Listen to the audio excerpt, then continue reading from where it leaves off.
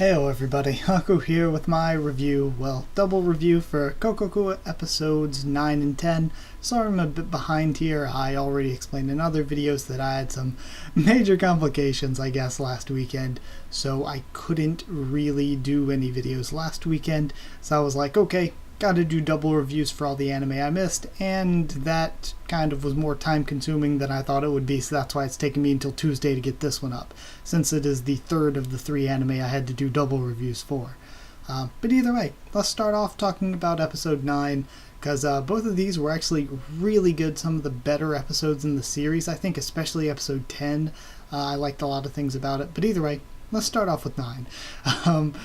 Very beginning of 9, my first reaction is, oh fuck, Tobino is still alive. I thought he was just deadered last time. So he is still hanging on by a thread. We have a strategy meeting by the good guy group of Grandpa, Juri, Sako, and Majima. Sako and Majima say that Sagawa would kill the family. He isn't really someone that they'll be able to make peace with. They worked for him. They know that he said, regarding the family, just make it look like a disappearance. So we know that he planned to kill them, essentially. Juri tells the grandfather, once he starts going, like we saw at the end of last episode, once he starts getting kicked out of stasis, to teleport them to the stone. So he does that, and Juri smashes the damn thing, which means nobody's going to be using this spell anymore, I guess, unless they learn to do it themselves, which doesn't seem to be possible. But I mean, I guess the stone had to come from somewhere to begin with. But either way, that's neither here nor there. She smashes the hell out of the thing, and it was badass. At first I thought Shiomi took the hit for Juri. He jumped in there and took the hit for her. But I actually think that Sagawa could feel his intent and turned on him and hit him instead from things they said later on. I think that might be actually what happened. But either way, Shiomi switches sides because the stone isn't there as a reward to work for Sagawa anymore.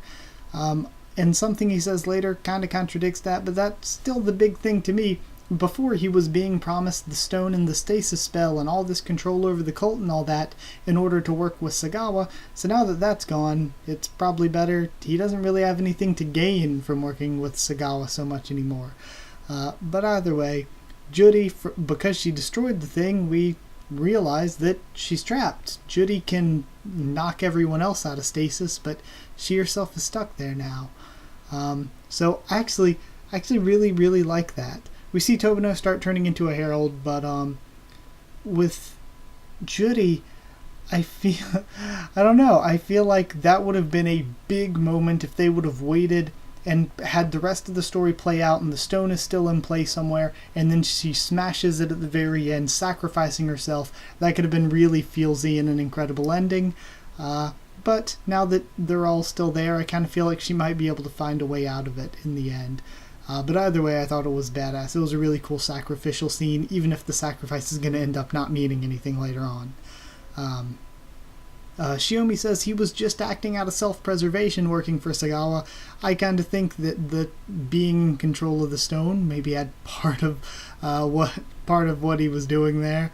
And now there's really the self-preservation thing is the big thing, and the stone's a part of that too, but with the self-preservation thing, he's right, because it's like, well, now what happens? Sagawa's probably just going to kill him because he has no reason to leave him alive, really. Sagawa might keep his word, but he has no reason to, so he'd probably just kill Shiomi anyway at this point, now that the stone's gone, and he can't use Shiomi as this prophet to pass the stone down and have people at later dates use it. But either way, he explains Sagawa's powers, and it's basically that he can sense the general direction of people at all times, the same way that heralds are able to track down people that are in stasis. So he can sense their general direction, but within 100 meters he can tell how many there are, and the exact positions. So as long as they stay out of that range, he only knows the direction. Then what happens next? Oh yeah, he explains the plans further. The plans are that Sagawa wants to stall himself in real life so that he can move to the future. And when Juri's like, that's what all this is about, that's pretty simple, he puts it into a better scale, saying, that's bigger than taking over the world. You take over the world for a couple decades at the most, and, what is that? But what he's doing here, he gets to see how all of humanity ends up in the end if this works out, which relies on a whole hell of a lot of ifs, because if nobody ever uses the stasis spell again, then he's just going to skip all of time and not know anything ever. But I guess that means it probably would have been in his best interest to leave the cult behind to activate the stone like every 10 years or something like that, so that he could see how the world had changed every 10 years. That'd probably be the best thing for him. But either way, that aside, Makoto and Takafumi finally make it home. Tobino's herald chases after Takafumi, but Makoto can control the damn thing. That's his power. Juri is absolutely the best. I love the way that she doesn't believe Takafumi when he talks about, oh, that's my power, I can control it. I love how she just doesn't believe him at all. Then at the end, Sako brings up, hey, why don't we just use Herald to fight Herald? We use Tobino to fight Sagawa. So yeah, that was the episode. I thought that Juri's sacrifice was badass, even though, like I said, it probably won't lead to anything, or it won't lead to much in the way of being an actual sacrifice. And this show and all the stuff they've set up, this has all the tools to continue to be great. I thought it was great. I'd give it 8.75 new Heralds out of 10. So yeah, let's talk about episode 10 now. With the episode... With this episode, we start off with them planning their attack. This scene went on for a little bit, and it's maybe one of my only negatives, just because I don't like Takafumi that much, and I find him kind of annoying here. So they're planning their attack and all that. Sagawa, we see, has been improving his control and regaining energy, because that's the big thing they bring up with him. He has to constantly eat to replenish his energy, because unlike these other heralds that are losing energy just showing up and swinging once whenever somebody does anything, he's kind of moving around as a herald all the time. So this has to be wearing out his body really, really quickly. Makoto can also track Sagawa, we find out, so they all surround and attack him, which is cool. They kind of go for the straightforward approach, but it's a good approach, really. They had sound strategy. The baseball strategy, I actually thought that was great, where they had Sako hitting the baseballs in, and even if they didn't make it to him in time, they could still be used to form sort of a perimeter where the Tobino Herald could slap them back in toward him. So that was actually really, really cool. I like that. And the strategy here, I figured while watching, okay, they should be able to wear him down pretty easily. If he's got to fight in this form all the time, then it kind of makes sense that this is going to quickly wear him down. So then he ends up going after Makoto. Takafumi's in the way, though. Majima saves Takafumi, but gets her arm broken in the process. Makoto catches Sagawa. Everybody along the way figures out that Makoto's the one controlling it. But Makoto catches Sagawa using the thing, and Sagawa goes on some butterfly shit. He cocoons up, and I'm like, oh shit, is he gonna have a new form busting out of this?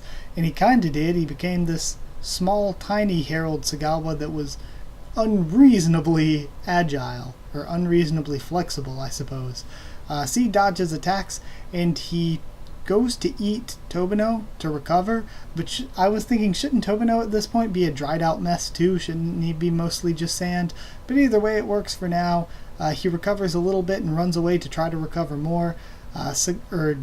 Juri and the grandfather chase him down and confront him, and it's a really great scene. I love the different shots they have back and forth as they're talking, and it's kind of like a deal with the devil type of scene, where Sagawa's trying to offer them, you know what, I will teach you, Juri. I will teach you how to enter and exit stasis on your own. I felt it. I felt the way that the, whatever it is, the specters flow through me, and I can teach you to control them. So, there's sort of that, but there's no real guarantee he can even do that. So, yeah, we get to learn his backstory there. And we learned that his family was part of some old religion, and he watched his father preach to the people, and he seemed like a pillar that was holding people up. And then he caught his father fucking some of the cult members, or specifically his friend's mom. So that is where we get cliffhung, and it kind of feels like it's obviously leading to Sagawa finding out my dad was kind of a shithead, and you can use religion to control people, which is what he did with the cult. So that kind of leads into what Sagawa's going to go for from here on out. Also, is a joke to be made that he still enjoys watching, since his entire evil plan is to watch the world. But either way, I thought it was a great episode, maybe the best one so far for this show. I loved the fight, actually. I thought it was really smartly written. And I think Sagawa is a great villain. I've said that before. I really like the voice actor. So yeah, Sagawa was great. 9.25 deals with the devil out of 10. So yeah, for episode 9, 8.75, 9.25 for episode 10. And I hope you enjoyed the video. Like, if you did like the video, comment down there to tell me what you thought of these 2 episodes, what you thought of my thoughts on them and all that. Follow on Twitter if you want. I can try to keep you updated there and stuff for the channel. And if you want a link to the Discord server, just ask and I'll give you one. I'm going to make a video soon where next week, I think, maybe Wednesday, Thursday. Something like that sounds good. I'll make a video where I'll talk about what I plan to watch next season, what I plan to review next season, and of course, I'll ask for any of your suggestions on what to watch or review, because that could influence and change what I'm thinking. But I'm going to give you a basic overview of what I'm feeling, so that way you know if I'm watching something but not reviewing it, that we can talk about it in the comments and it can go in the Hot Q&A and all that, and you'll know what I'm reviewing weekly. Right now, though, I think it's just going to be Boku no Hero Academia Season 3 and Magical Girl Sight. Those are the only 2 I have plans for. Don't know if I'll be switching either out. I highly doubt I'd switch either out, or if I'd be adding any, which is more likely, but I don't want to add too many because I want more time to do other types of videos too. So yeah, that's it. Thank you once again for watching, and I'll see you all next time.